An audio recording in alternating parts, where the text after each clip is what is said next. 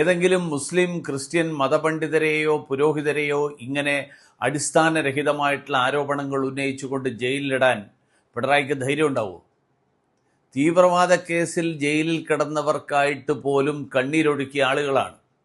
ശബരിമല തന്ത്രിയെ കള്ളക്കേസിൽ ജയിലിലിട്ടതിന് മാപ്പ് പറയോ ഇവർ?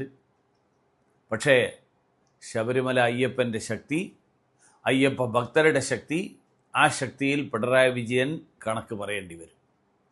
അതാണിപ്പോൾ യുവതീ പ്രവേശന വിഷയത്തിൽ നിലപാട് പറയാൻ സുപ്രീം കോടതി ആവശ്യപ്പെട്ടിരിക്കുന്നത്.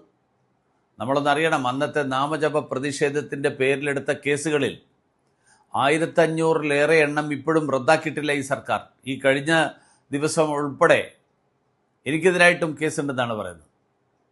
അയ്യപ്പ ഭക്തരോടും ശബരിമല ക്ഷേത്രത്തോടും വല്ലാത്ത ഒരുതരം വൈരാഗ്യം, ആ വൈരാഗ്യമാണ് പിണറായി വിജയൻ. അതാണ് താഴമൺ തന്ത്രിയെ കള്ളക്കേസിൽ കുടുക്കി ജയിലിടുന്നത്.